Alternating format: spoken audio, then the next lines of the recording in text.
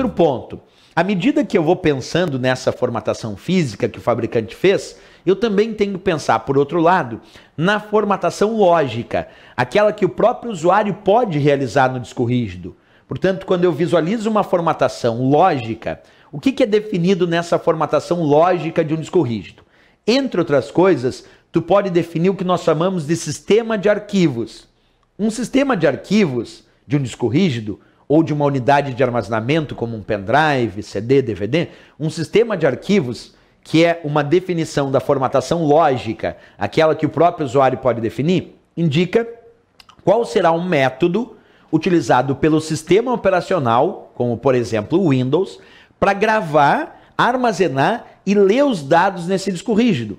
Quer dizer que o sistema operacional, o Windows, precisa de um método, um padrão, que indique para ele como ele vai gravar, como ele vai armazenar e também como ele vai ler os dados nesse disco rígido.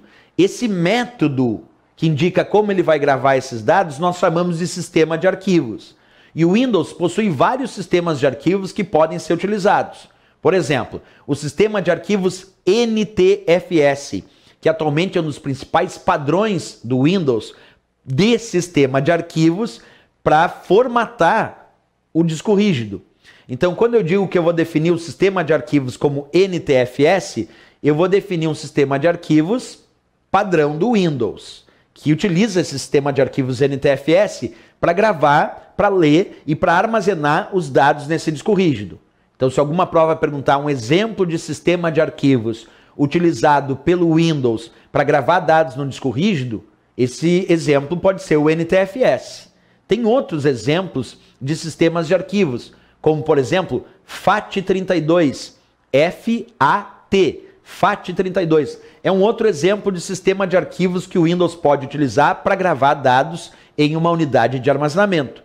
Só que o FAT32 é um sistema de arquivos mais antigo. O NTFS é um sistema de arquivos mais moderno. Se comparar o FAT32 com o NTFS é um sistema de arquivos mais seguro, é um sistema de arquivos mais eficiente, que permite uma quantidade maior de dados armazenados num volume ou numa partição de um disco rígido, permite a criação de arquivos com tamanho maiores. Então, o sistema de arquivos NTFS usado pelo Windows é um sistema de arquivos que pode ser comparado ao FAT32. Nessa comparação eu vou responder, o NTFS é melhor, é mais eficiente, é mais seguro, se comparado ao FAT32, que é mais antigo. Mas tanto o FAT32 como o NTFS são exemplos de sistemas de arquivos que o Windows utiliza ou pode utilizar para gravar dados num disco rígido, numa unidade de armazenamento.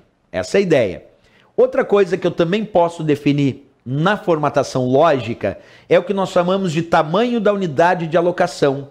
Observa, tamanho da unidade de alocação também é um fator definido na formatação lógica daquele disco rígido, aquela que o próprio usuário realiza.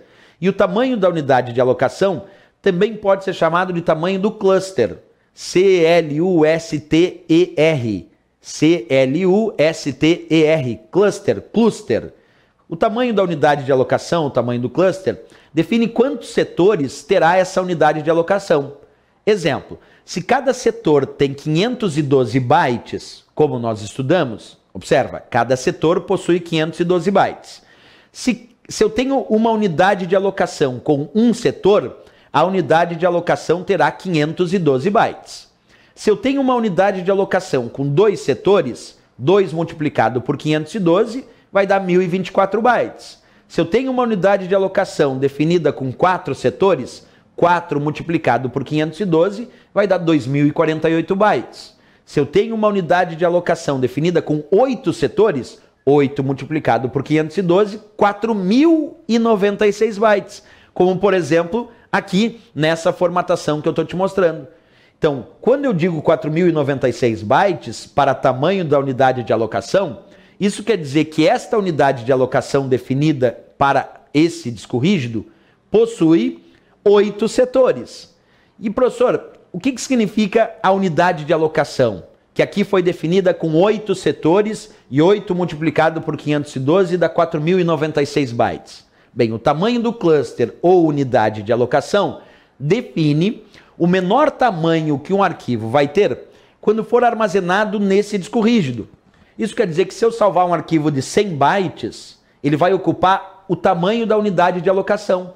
Então, um arquivo de 100 bytes gravado aqui nesse disco rígido vai ocupar um espaço de 4.096 bytes, que é o tamanho de uma unidade de alocação. Se eu gravar um arquivo de 3.000 bytes, ele também vai ocupar o tamanho de uma unidade de alocação, 4.096 bytes, e assim sucessivamente. Agora, se eu gravar um arquivo de 5.000 bytes aqui nessa unidade, bem, 5.000 bytes é maior do que 4.096. Então ele vai precisar de uma unidade de alocação inteira de 4.096 e mais um pedacinho de uma outra unidade de alocação. Então, um arquivo de 5.000 bytes vai precisar de 2 unidades de alocação de 4.096. O arquivo de 5.000 bytes, então, se ele precisar de 2 unidades de alocação, vai ocupar 8.192 bytes, que é no valor de 2 unidades de 4.096. Então, os arquivos, na verdade, são gravados no disco rígido no que nós chamamos de unidades de alocação, que são formadas por setores de 512 bytes. Se a unidade de alocação tem 4.096 bytes, isso indica que ela tem 8 setores, e um arquivo será gravado nessa unidade de alocação. Mas vamos a um exemplo mais prático.